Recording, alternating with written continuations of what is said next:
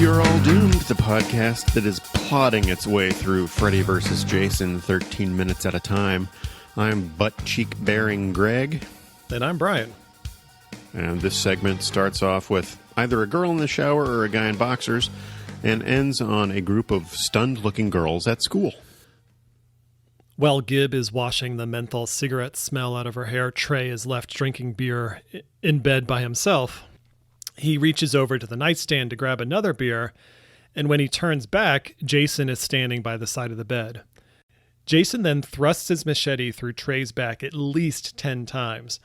But since Trey is a complete tool, Jason isn't quite done with him. So he slams his machete into the floor, leaving both hands free so he can release the folding mechanism on the rollaway bed, bending Trey in half the wrong way. So R.I.P. Trey. It's probably the movie's signature kill, at least getting things going on a highlight. I remember seeing this in the theater and thinking like, oh, okay, that was pretty awesome.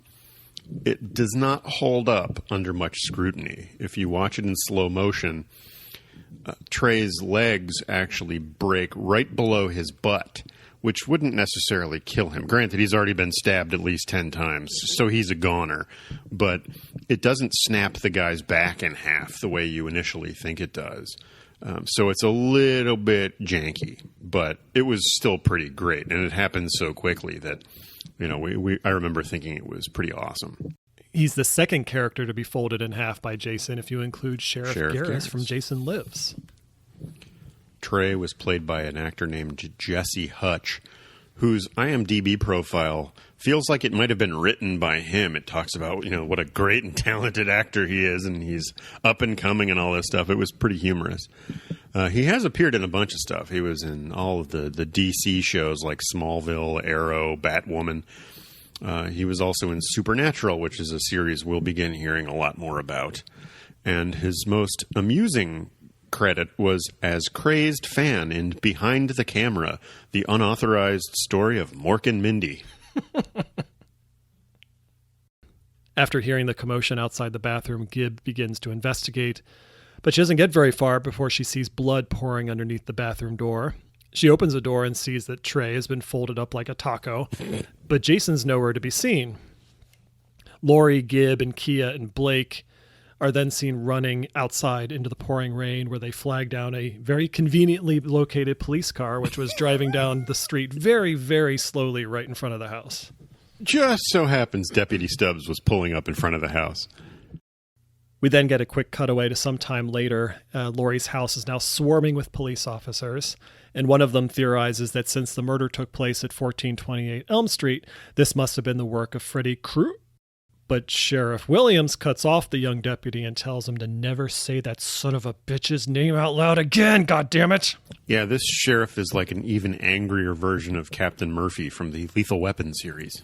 Fuck, goddamn, fuck. Lori is in the interrogation room, having been questioned about the death of her quote-unquote friend.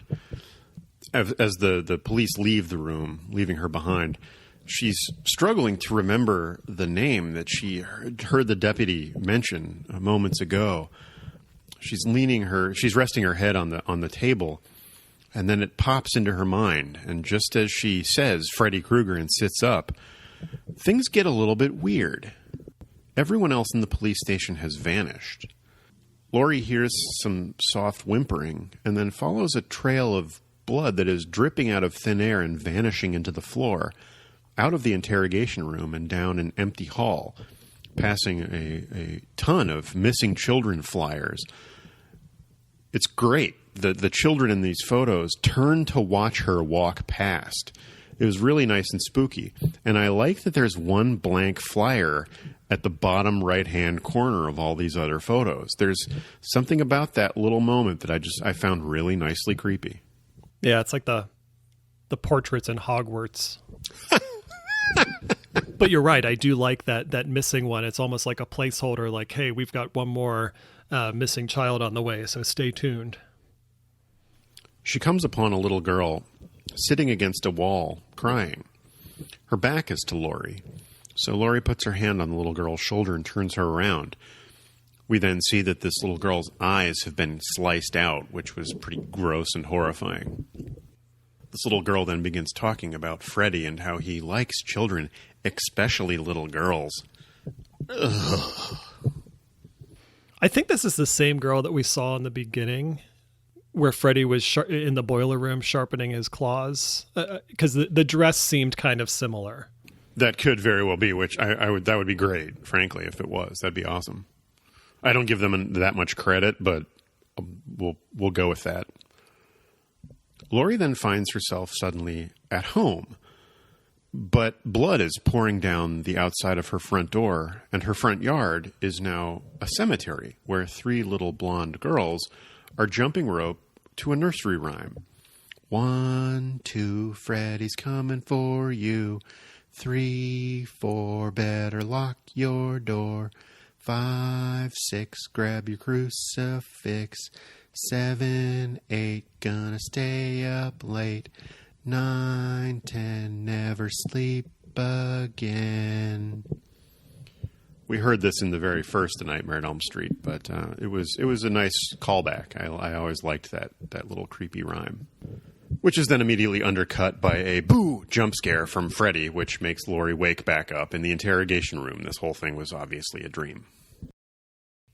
So since this seems to be one of the first dreams by one of the main characters, this is where I want to kind of like pick apart the whole conceit of this nightmare scenario in these movies, because it's never like every single one of these nightmares always takes place in a world that looks like reality. And so the whole point of it is to trick you into thinking that it is reality. And then in the end, you find out, oh no, it was just a dream. Huh?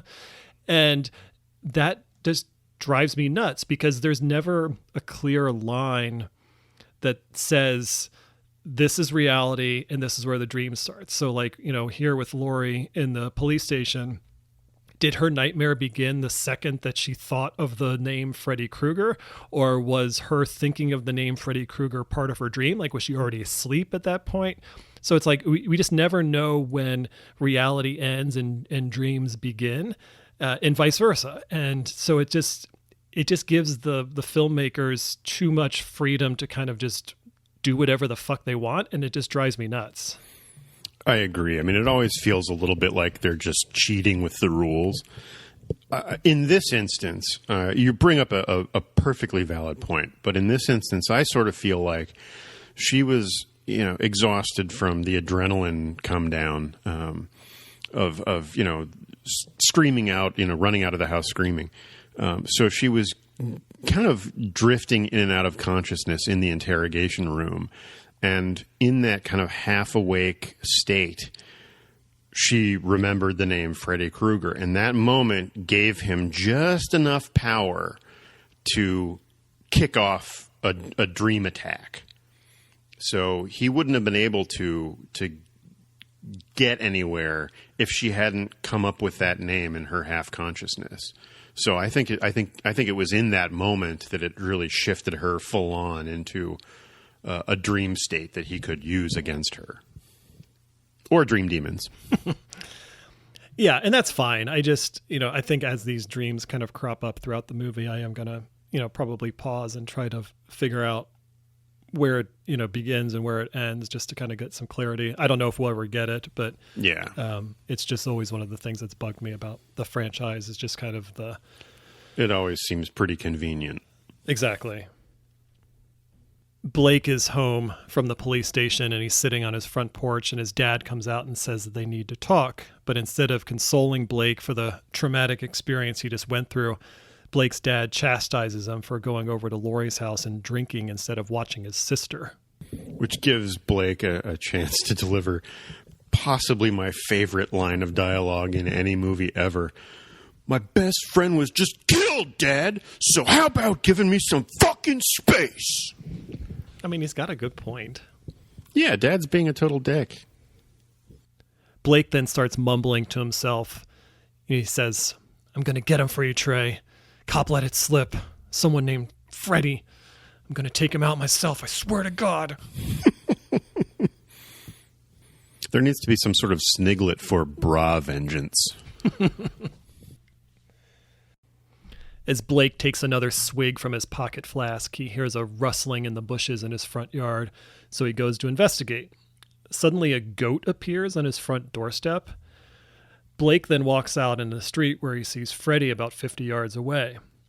Freddy's shadow suddenly stretches down the street and tries to attack Blake. It's a really cool effect, and I feel like this is like a better execution of the Freddy in the alley scene from the original Nightmare, where his arms kind of extend and kind of create this larger than reality, figure. But the shadow kind of like lurking down the street and trying to attack Blake is really cool. But unfortunately, all it does is cause Blake to run away. Well, but I will say, like, if there's one line of dialogue in movie history that's better than the "give me some fucking space," it's Blake saying, "I'm all right," before he scampers away. I laughed my ass off. It's like, it's almost like the editors were looking at the footage and they're like, it's not clear that he's all right, so we need him to say it. So like, they brought the actor that played Blake back into the studio, and they did not right, yeah. It's just one ADR line. I'm okay. He didn't hurt me at all. Look, he didn't even cut me.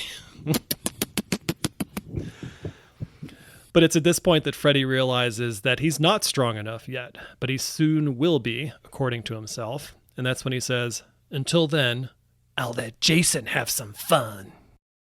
Freddy says this while looking directly into the camera, and it felt like we were watching a hidden camera show or something, and Freddy was the host.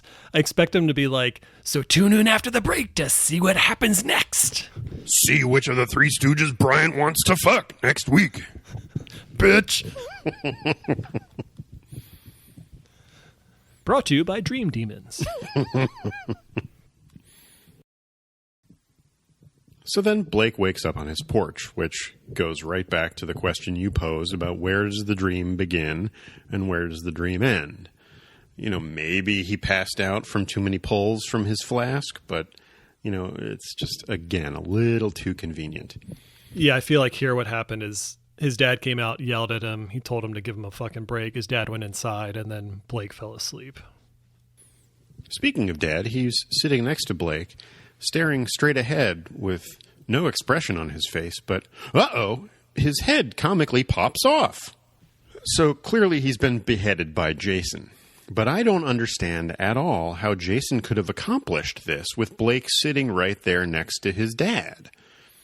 I don't get the sense that the dad was killed, beheaded elsewhere, and then placed there, because the blood hasn't even begun to leak down yet.